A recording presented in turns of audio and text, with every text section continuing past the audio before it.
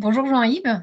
Alors, France Cluster, on déploie une formation qui s'intitule Réussir vos projets et maximiser leur impact grâce à des outils spécifiquement adaptés à vos métiers.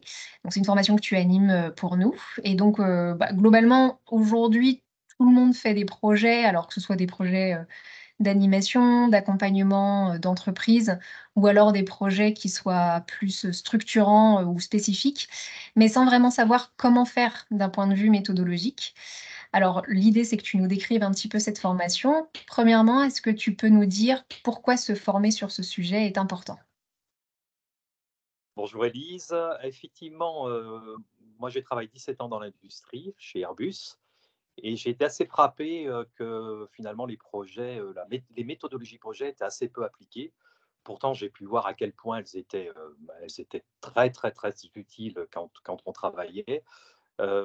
Et je me suis dit, finalement, pourquoi dans le développement économique on ne les utilise pas? Donc j'ai travaillé un peu avec des méthodologies projet tout de suite quand je suis arrivé moi dans ce développement économique et j'ai constaté qu'effectivement il fallait adapter un peu ces outils qui étaient souvent un peu trop lourds.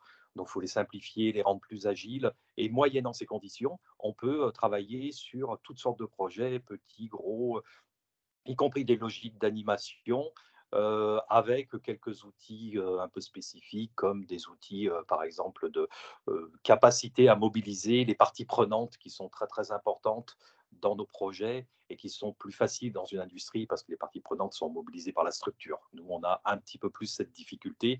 Donc, j'ai essayé de mettre au point des méthodes de ce type-là qui m'ont semblé être suffisamment efficaces pour qu'on les déploie et petit à petit, j'ai pu construire une méthodologie complète en l'affrontant à toutes sortes de réalités, à mon avis, très, très, très intéressantes.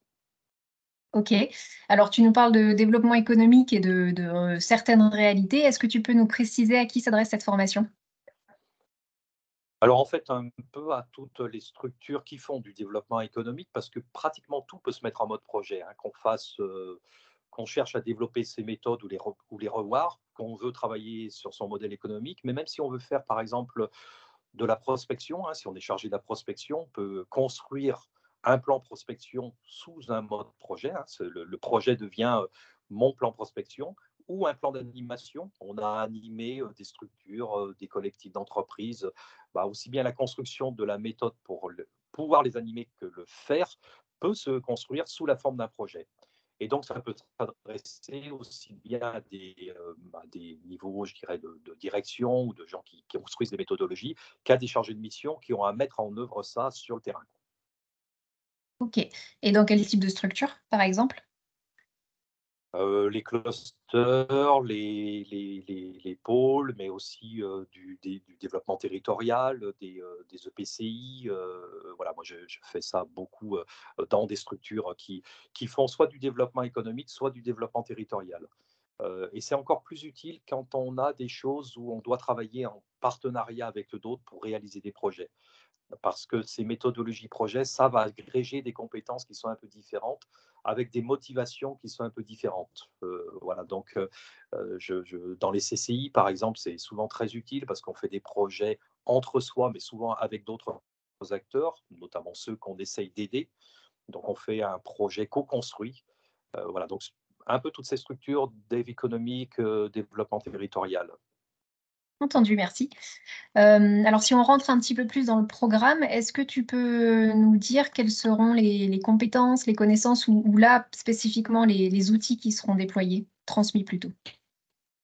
Alors en fait, petit à petit, j'ai sélectionné parmi la méthodologie projet, qui est une vieille méthodologie, elle a pratiquement un siècle, hein, mais elle a tout un tas de petits outils. On fait des analyses d'opportunités, des analyses de faisabilité, des Gantt, des stratégies d'alliés, etc. Enfin, il y a toute une méthodologie, des revues, on organise des copiles.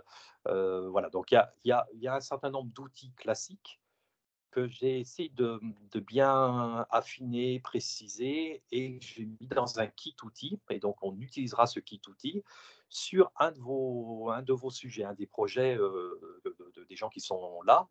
Ce qui fait qu'il y a un double gain, hein, c'est-à-dire qu'on apprend en même temps la méthodologie de projet, euh, dans son ensemble, donc dans sa logique d'ensemble, mais aussi les outils les uns après les autres, ce qui permet, parce qu'on peut appliquer sur un projet des fois un seul outil, hein. Par exemple, on va réaliser une analyse de risque parce qu'on a un projet qui est en difficulté. Comme on le fait sur un de ces sujets, l'expérience montre que des gens même qui se disent ah, je vais passer 2 jours en formation, est-ce que c'est pas un petit peu luxueux? Bah, finalement, font avancer leur sujet presque mieux qu'à la maison parce qu'on est complètement concentré dessus. Et évidemment, je les équipe, hein. Et le kit outil peut s'utiliser, on le duplique et après on peut l'utiliser sur autant de projets qu'on le souhaite. Parfait. Et puis enfin, est-ce que tu peux nous dire un petit mot rapide sur, qui tu es, sur ton parcours? Alors moi, j'ai fait donc 17 ans chez Airbus. J'avais fait un doctorat avant en optique. Et puis, au bout de 17 ans, j'avais eu plusieurs postes successifs et j'ai eu à instruire l'idée d'un pôle de compétitivité. J'étais alors adjoint au directeur de la recherche d'Airbus pour travailler sur l'idée d'un pôle de compétitivité sur le territoire. Et c'est comme ça que je le fondais un pôle aéronautique et spatial en région Provence-Côte d'Azur, que j'ai ensuite animé pendant 7 ans. Et puis, à l'issue de ces 7 ans, la région m'a demandé de reprendre les 2 agences, l'agence d'attractivité et l'agence de développement économique, pour essayer de travailler un peu dans le même esprit sur laquelle j'avais travaillé sur la filière aéronautique, mais sur l'ensemble des filières. On en avait 11 en région, donc pour travailler à ces articulations, pas que, hein, il y avait d'autres sujets, mais en tout cas, ça en faisait partie. Ensuite, j'ai fait 2 ans à l'école centrale de Marseille, où j'ai mis en place un développement d'une direction du développement économique qui travaillait sur l'interface de l'école à l'extérieur, aussi bien pour les étudiants que pour l'école. C'est là où j'ai travaillé sur les méthodologies aussi d'apprentissage et comment on retenait. C'est là que j'ai vraiment complètement découvert qu'on retenait beaucoup mieux en faisant et si possible plutôt sur ses propres sujets, hein. C'est comme ça que ça marche le mieux parce qu'évidemment on est Ouais. beaucoup plus mobilisé.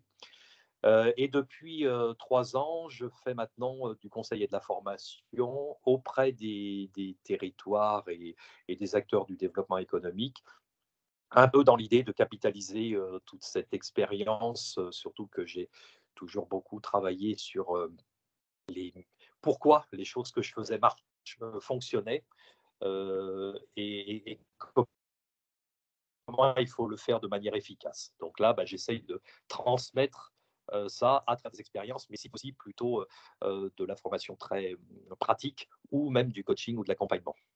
Voilà un petit peu mon parcours et ce projet. Entendu. Et ben merci pour tes réponses à mes questions. Je vous invite à consulter le programme détaillé qui est accessible depuis la barre d'infos, juste en dessous. Et puis, l'équipe France Cluster Formation et moi-même, on est à disposition pour toute question. Merci Jean-Yves et puis à très vite.